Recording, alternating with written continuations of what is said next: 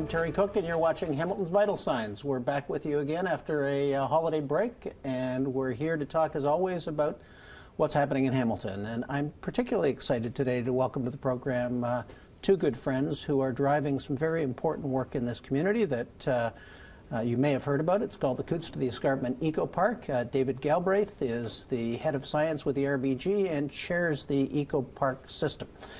Jen Baker is with the Hamilton Naturalist Club and is the land securement coordinator for the Eco Park, Coutts to Escarpment Eco Park, and that's easy for me to say.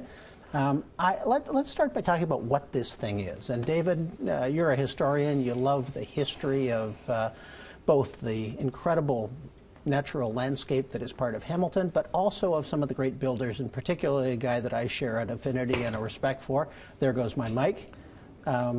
Thomas Baker McQuestion. And it strikes me that as he was a great builder and visionary in his time, he would, I think, be positively disposed about what we're trying to conceptualize here. So tell me a little bit about the vision and I think the historical connectivity to McQuestion's vision.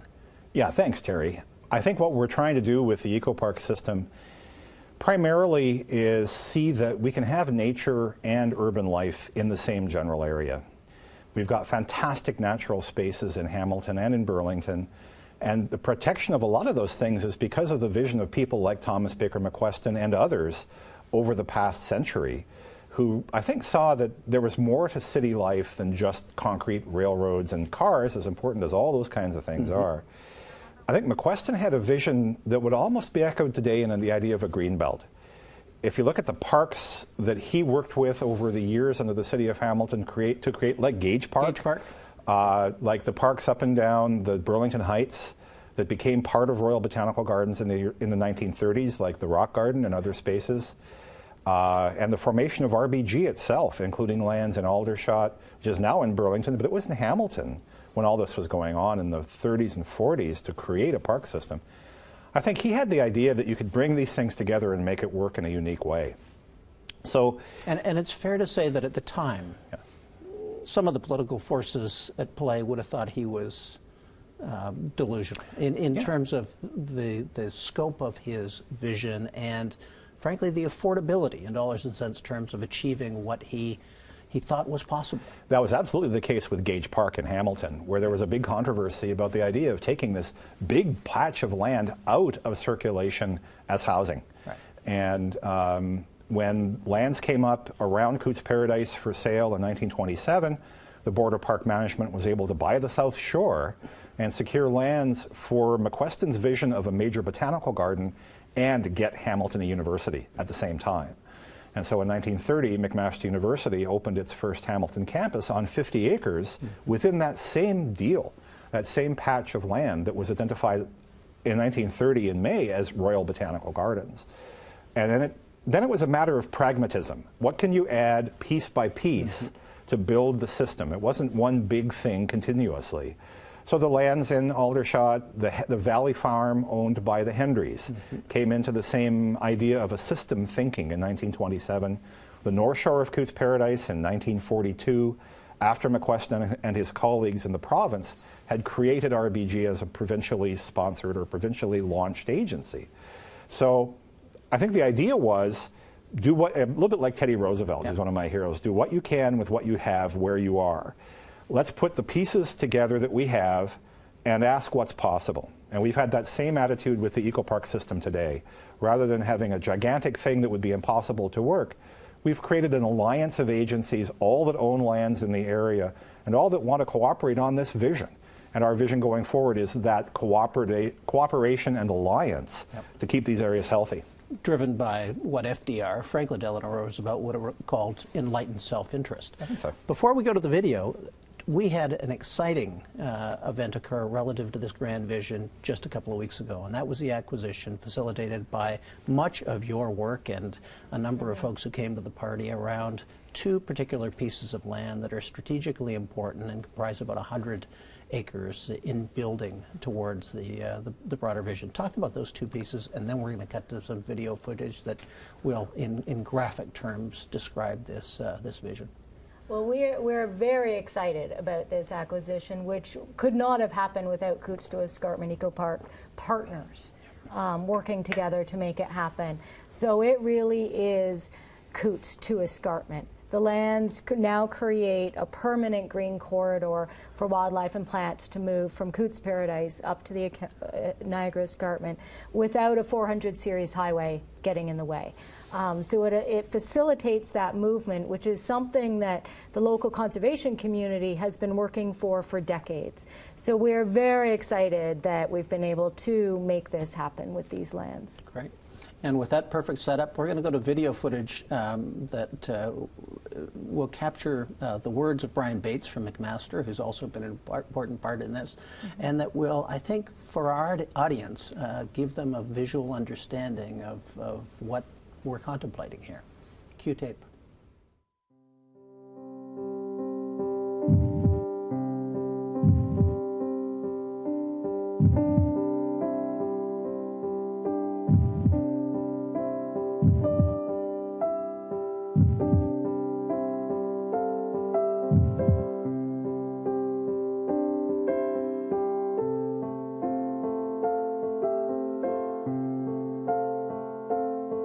Every astronaut has been in awe of how beautiful Earth is from space. And it's at ground level that the beauty comes into greater focus. Some spaces are particularly unique. Hamilton, Ontario, is home to a very special open space.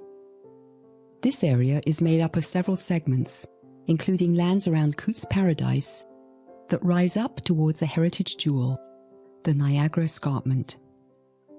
This is where plants, fish, turtles, birds, and mammals live wild, close to the heart of a city.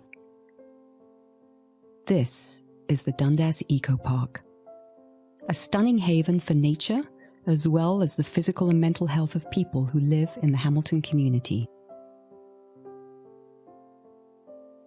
The lands here are a segment of the larger Coots to Escarpment Park system, linking two neighboring cities, Hamilton and Burlington. You're about to see how special this place is and why it needs protecting forever. The gateway to the Dundas Eco Park starts here on King Street East, on what used to be the famous Veldhouse greenhouse property.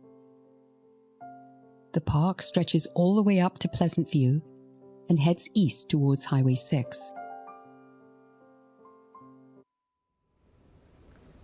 And we're back. I'm Terry Cook, talking to David Galbraith and Jen Baker. Jen, that video captures just a ton of behind-the-scenes work that's gone on by the partners, and I want you to talk briefly about processes that got us to this point and some of the key players who have helped to make both the latest acquisitions possible and the development of the overall vision.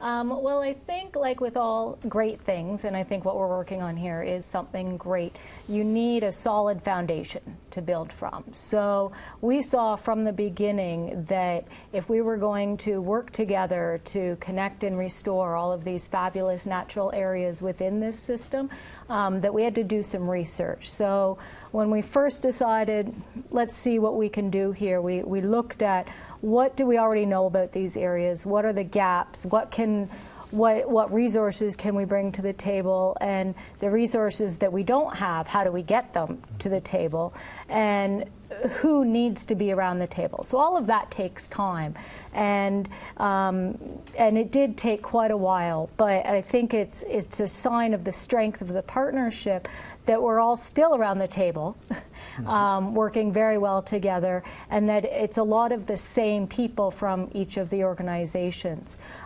So the organizations involved are Hamilton, City of Hamilton, Hamilton Conservation Authority, Hamilton Naturalists Club, City of Burlington, Halton Region, Royal Botanical Gardens, Bruce Trail Conservancy,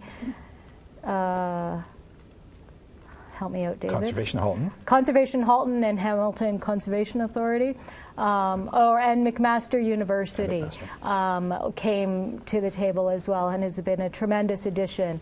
Those are the 9 land-owning and managing partners around the table, and then we've had tremendous support from the Hamilton Harbour Remedial Action Plan as well, so kind of making the 10th partner. So after we decided we can make this happen and we can make something great here, we spent some time formulating a really strong MOU.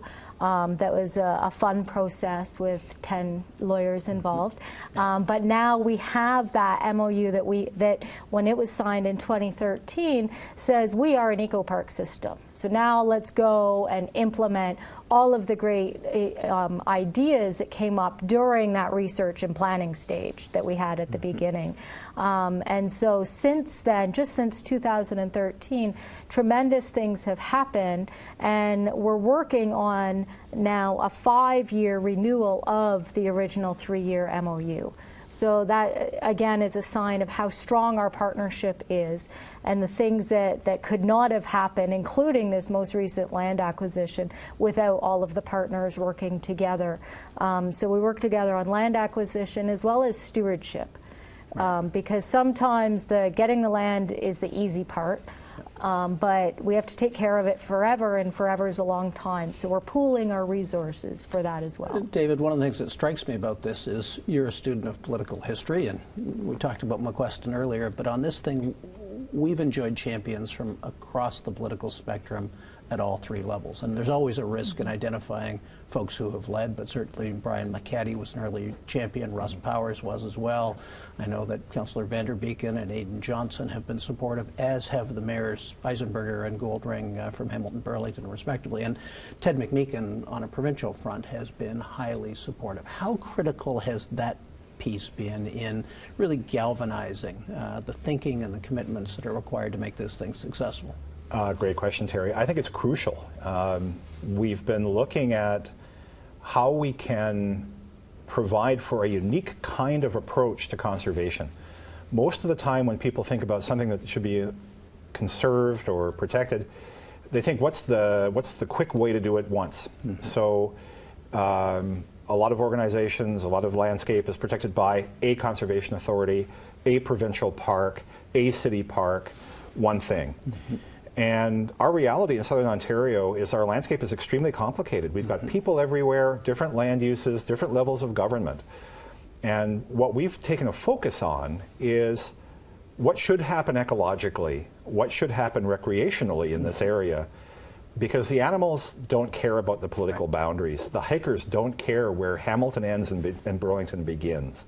They don't care whether it's RBG land or Hamilton Conservation Authority land or the Naturalist Club owns something or it's whatever. So we've looked at it from the perspective of the user or the inhabitant, not the political entity. Yeah. To do that, we have to have the political entities helping us out. Right. So we've had terrific support from both cities. A lot of the eco-park system is east of Highway 6 in Burlington and Aldershot and Waterdown. We've had terrific support from the conservation authorities, a different kind of organization. RBG is a not-for-profit organization itself. The city I mentioned the cities, Halton Region is very important, and the province is crucial, although they're not a formal partner in this. We've been having a lot of discussions with them over the last several years. And it's really important that the province is at the table because of all of the overlapping provincial designations the area already has. Cootes Paradise was protected as a fish sanctuary in 1887, as a bird sanctuary in 1927. And now we've got the Niagara Escarpment planning area across the top of the eco-park system. We've got the western end of the Ontario Greenbelt, providing for some regulation around what can happen in the landscape. We've got part of something called the Parkway Belt West Plan, overlapping levels of provincial protection, overlapping areas or interdigitating areas of planning that's already been done by the cities under their Municipal Planning Act and their processes. And so what we're trying to do is I think of it a little bit like a mosaic. We're the grout between the tiles. It's not one big platform, but a lot of different little pieces, and we want them to work well together. So having the elected officials, the representatives of the government in that dialogue from the beginning has been crucial.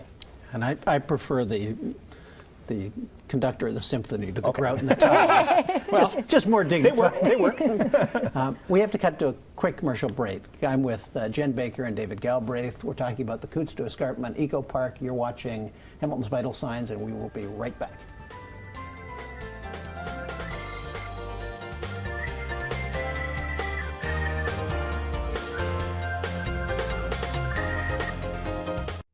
In Canada, more than 13 million volunteers contribute over 2 billion hours every year. Volunteers support us in everything we do, and communities thrive because of it. At Volunteer Canada, we encourage and strengthen community involvement. We work with a broad range of partners to promote and support our shared vision of a vibrant Canada. To learn more, visit thenewvolunteer.ca, your connection to Canada's volunteering community. And that is how you close a deal. Well, it's getting late, huh? Thank you so much for coming. Yeah, I'll call you a cab. No need. I'm driving. Thanks again. Drinking and driving should never be the elephant in the room. Share your responsible hosting tips at deflatetheelephant.com. A message from the LCBO. Hi, you're watching Hamilton's Vital Signs. We're back. I'm Terry Cook, and my guests are David Galbraith from the RBG and from the Eco Park System, and Jen Baker from the Naturalist Club. We're talking about the processes and the commitment and the vision to make the Eco Park, the Coutts to Escarpment Eco Park, possible.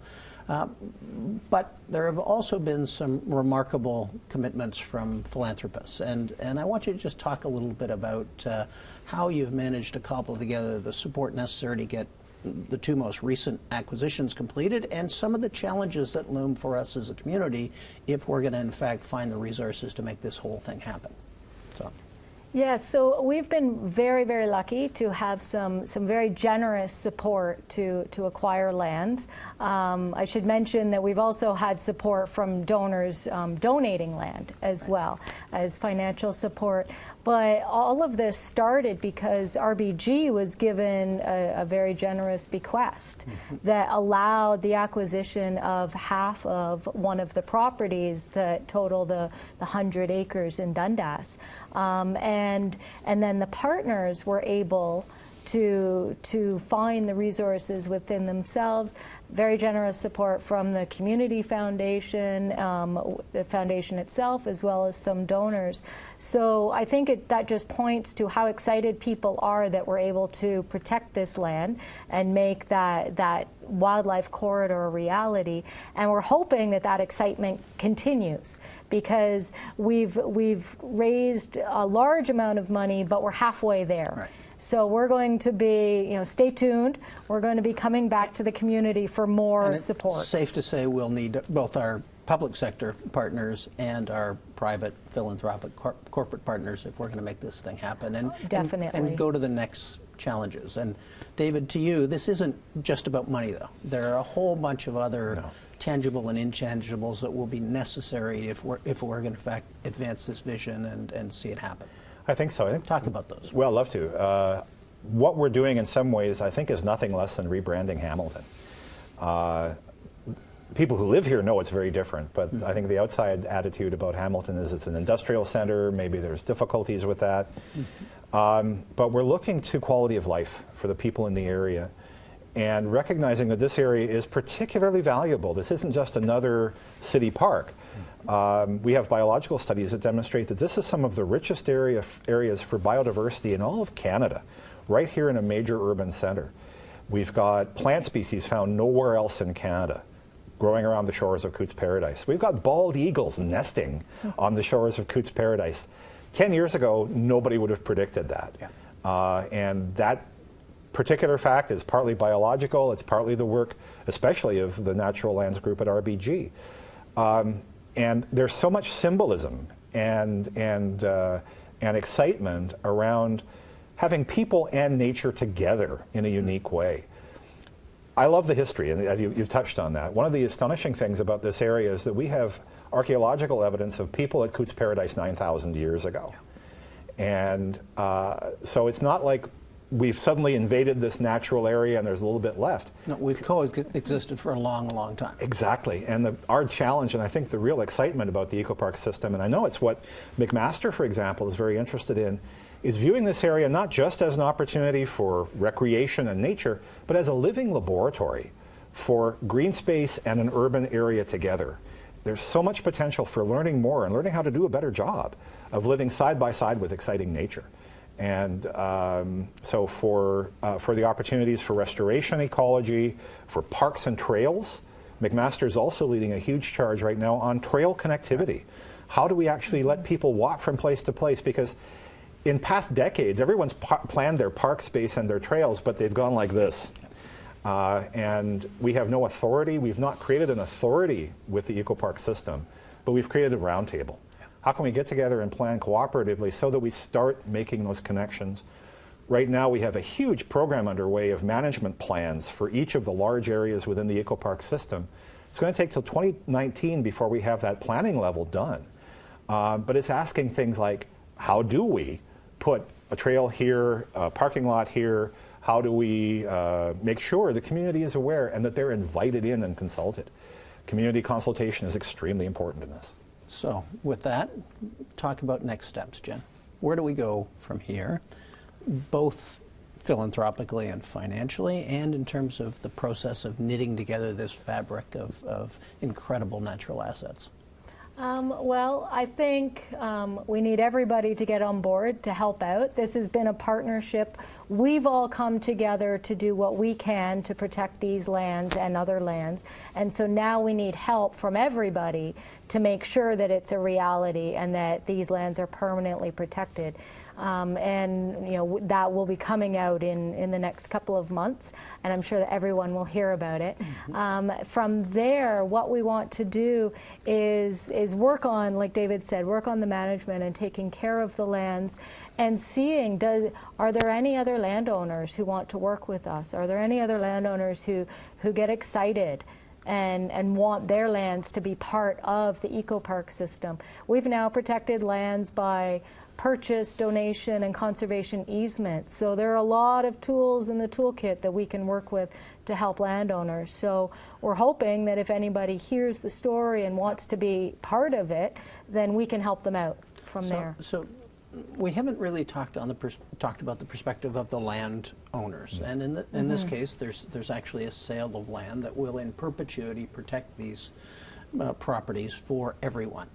Can you talk a little bit about the psychology of, if you're a landowner, historically when regulatory bodies come to talk to you either about acquisition or easements, you're probably a little bit suspicious. And what's in it for them, other than, obviously in some cases, a check for some value? Because I assume that many of the folks who have been cooperative have done that because they're thinking, as McWeston was, of legacy. Yeah. I think that's right, and Jennifer's been a leader in this, not just within the eco-park system, but it's been such a fantastic resource for the community. She's the person who's reaching out and talking to people. Again, one of the great examples is on the Burlington side of Highway 6, where we've had the Eileen and John Holland Nature Sanctuary created, a 37-acre block of land north of Highway 403 in Aldershot that was donated by the family to the city of Burlington as a memorial to their mother, Eileen Holland. Mr. Holland, John, is still with us, wonderful gentleman.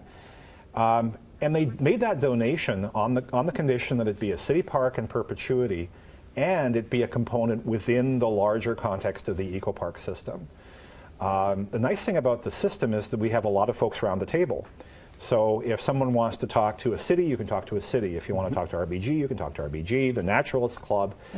It's not a one-size-fits-all solution. There's lots of wonderful people to look for solutions if people are interested in working on that legacy. So the other example that's so inspiring is the conservation easement in Dundas, where a family decided to essentially shift development rights for their property to the Hamilton Naturalists Club in perpetuity. They can sell the land.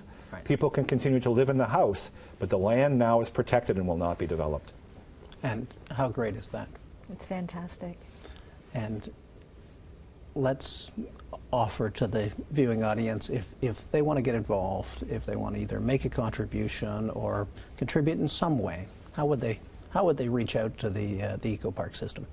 I think the best way is through the website, which is www.coutstoescarpment.ca or .org. Fantastic.